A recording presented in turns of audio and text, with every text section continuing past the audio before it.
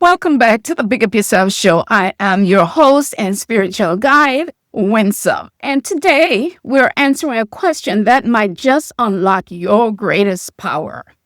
Are you a mystic or a sage? What does that even mean? Our title today is The Mystic's Vision versus the Sage's Insight.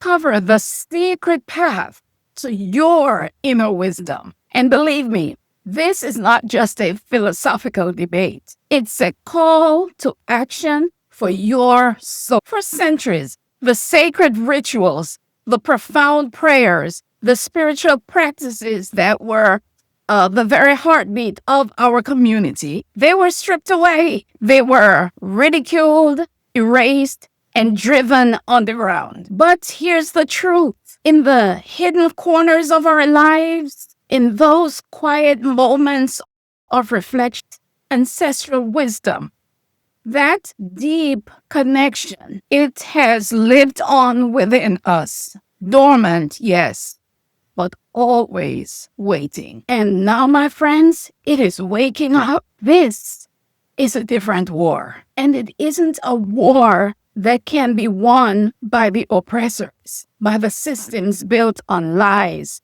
fear, and division. They don't quite understand what we carry within us. The deep spiritual wisdom passed down through generations, forged through survival, through resistance, through unwavering connection to the divine. They're counting on us forgetting, but they do not understand the power of our ancestors. And they're defenseless against it if we decide to rise up and reclaim that spiritual power. But our ancestors knew this. They fought, not just with their hands, but with their spirit.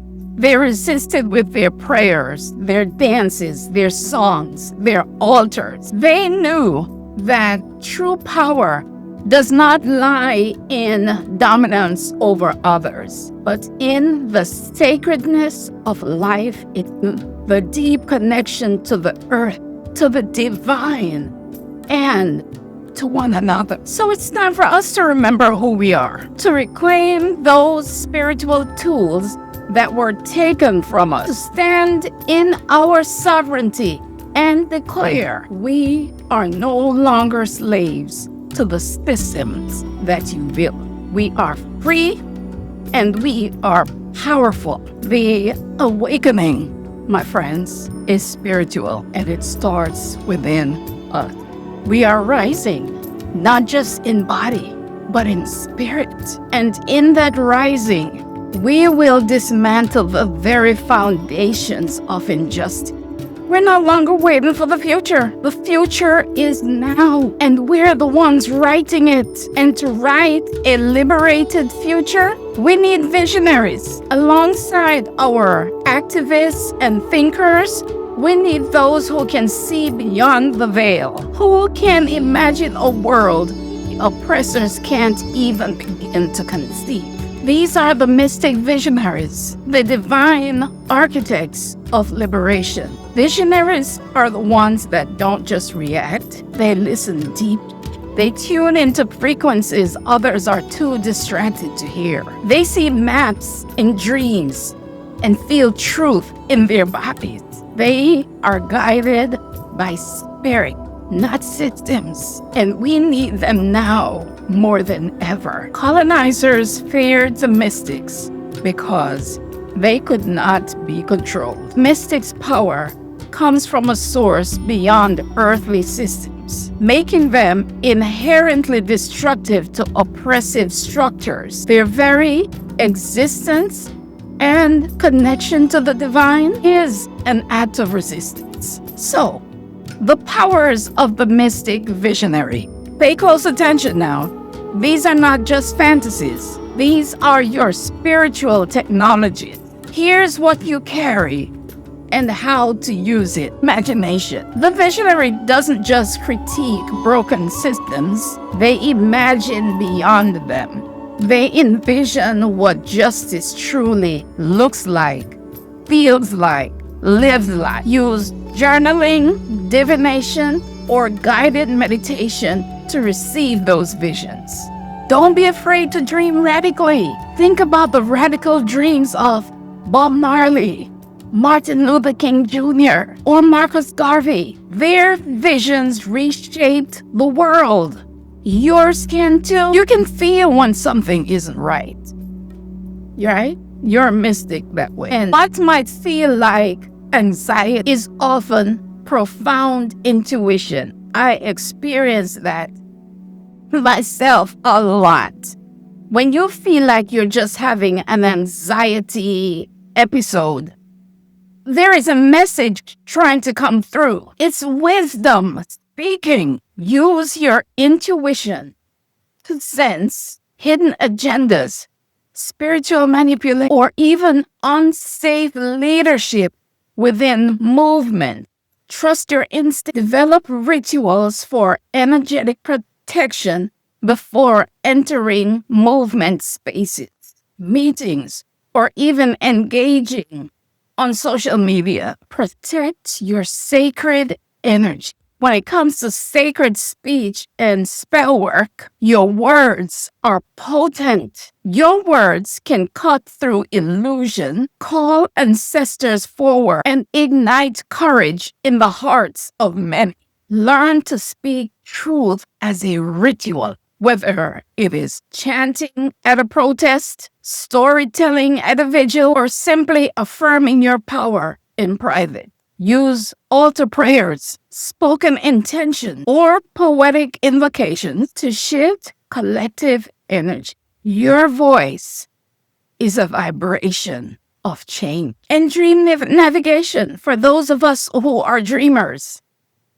Dreams that you dream at night in your REM sleep. Dreams are where the ancestors talk to us. They are where future timelines appear, where we receive divine instruction. Keep a dream journal. Specific questions before going to use dreams to course correct your actions in the waking world. In many African and indigenous traditions, dreams are not personal, they are communal. What you dream might be a message for the whole. And then spiritual strategy of the mystic. Not all resistance is loud. Not all resistance is taking up arms. Not all resistance is protesting in the street. Some of the most powerful revolutionaries were quiet, prayerful, and deeply rooted. Call on the Orisha, the Luaa, ancestors of justice. Ask, where do I need to be? Who needs protecting? Where do we strike next? Spiritually or politically? What would my community look like if it were truly free? And what role do I play in birthing that? Use ritual, divination, and intuition to guide movements, not just spreadsheets. As an awakening mystic, you must remain grounded and open. This is sacred work. It requires ritual, rest, clarity, and courage. I know some of you don't like to prioritize, and that might be one reason you can't access your gift. You're exhausted, right? And here's how to strengthen your gift as a mystic. Practice daily spiritual hygiene. Cleanse your energy. Protect your spirit and feed your ancestors. Stay in your body. Movement, breath, and presence anchors you in this world. Stay in community. Share visions. Confirm dreams.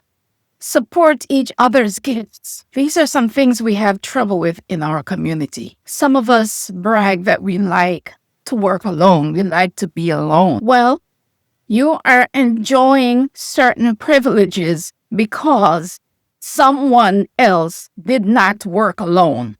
Someone else worked to affect the entire community. And we have trouble supporting each other's gifts. We can change all this. We can work together as one community. We want liberation for all of us, None of us is truly free until we are all free. Yeah. So think in terms of community. You are not alone. Some of us claim we don't want to get involved. We don't want to get involved. How can you not want to get involved?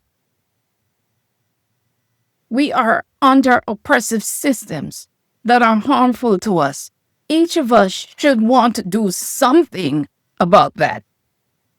It is not right or fair that we leave that up to a few to do, and we just do nothing but enjoy the privileges or enjoy the positive results of those people's fight. We can each do something. When it's time to boycott, boycott. And you can do something simple as pray. Use our spiritual gifts and technologies that our ancestors passed down onto us. We can use those technologies to affect those oppressive systems. These are things that each and every single one of us can do. And you can stay alone, not let capitalism commodify your intuition. Do not let empire hijack your vision. Live with spirit. You do not need to see the whole picture. Just follow the next sacred step. This is the mystic's call to action. You are not powerless in this moment. You are initiated. This moment of awakening is not coincidence. You were born for this very threshold, and your body is a portal, and your voice, a vibration of change. Your dreams and rituals are your blueprint. So arise. Your ancestors are waiting. Awaken the mystic within. Walk forward, not with fear, but with fire. Colonizers feared the mystic because she or he could not be controlled. And he knew things before they happened. They healed what they tried to destroy. They whispered to the earth, and the earth whispered back. You are that mystic now. To be a mystic is to live like every moment matters. To move as if every breath is a prayer. To recognize that the true battlefield is not just physical, it's spiritual. The rising mystic consciousness is not passive. Oh no.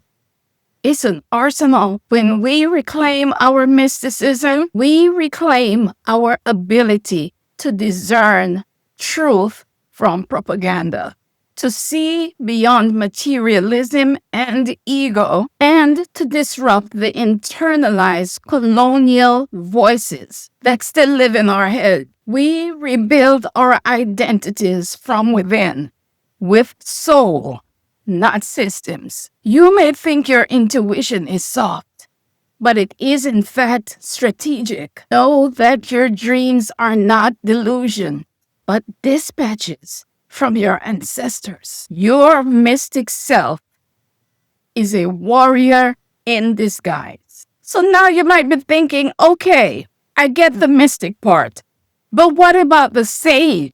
This is where the distinction and the beautiful overlap comes in. A sage is a person known for their deep wisdom, insight, and judgment, usually gained through years of life experience, contemplation, and spiritual or philosophical practice.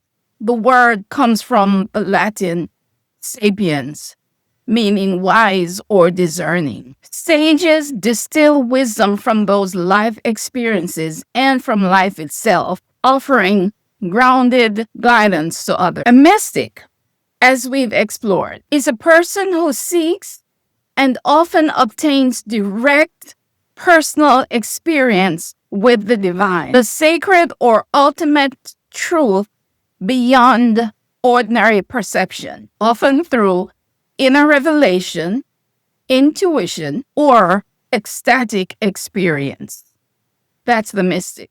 Mystics move beyond intellect into the realm of inner knowing, often through contemplation, prayer, or spiritual practices that dissolve the boundaries between self and spirit. The word mystic comes from the Greek mystikos, meaning hidden or secret, pointing to the inner, often ineffable nature of revelations. Think of it this way. The mystic touches the unseen, and the sage translates it into insight for the seen world. And here's the most powerful revelation. One can be both. You can be both a mystic and a sage. Many of the most revered spiritual figures throughout history embodied both paths. When someone has deep spiritual experience and the maturity, discernment, and clarity to guide others, they are both mystic and sage. Think of figures like Howard Thurman and I might be mispronouncing this, Sabanfu Some, right? Fannie Lou Hamer or Martin Luther King Jr. These were visionaries whose spiritual insight was matched by profound and ethical leadership. Being both means that you not only see beyond the veil, but you return with something meaningful and actionable to share. So let's quickly summarize the difference between both and how they complement each other. If you've watched to this point and you haven't subscribed yet, please go ahead and subscribe. Also, please leave us a thumbs up and drop a comment if any of this is enlightening to you. So inner versus outer. So inner would be the mystic and sage would be the outer. Mystics usually focus on the internal experience. Sages apply wisdom to the external world. Intuition versus reasoning. A mystic works mostly off intuition because mysticism is often associated with intuitive flashes. Sage wisdom comes from experience and reasoned understanding. Direct union versus practical application. So with the mystic, there's direct union between the mystic and the divine, and the sage uses practical application for their wisdom. So mystics seek direct union with the divine, while sages translate profound understanding into practical guidance. I hope that's starting to make sense to you now. And so, difference is mystery versus clarity. So the mystic operates in a mysterious realm. Mysticism embraces the unknown, while sage wisdom brings clarity to the everyday experience. So knowing all this, I've come to understand that I am a sage. I am less of a mystic and more a sage. There's a little bit of overlap, but at this stage in my journey, I operate more as a sage than a mystic. The parts of me where I operate as a sage is like I am a dreamer. I learn things in my dream. I receive downloads. I'm clear cognizant and clairaudient. My intuition is strong. I know things and don't know how I know them. So I know these things, and through experience and reasoning, I'm able to break them down into practical applications for everyday living and for the everyday person to easily understand. As in the example of my book, I received a download and then I was able to create an entire book to break down the message that I received from the divine into the book so that people can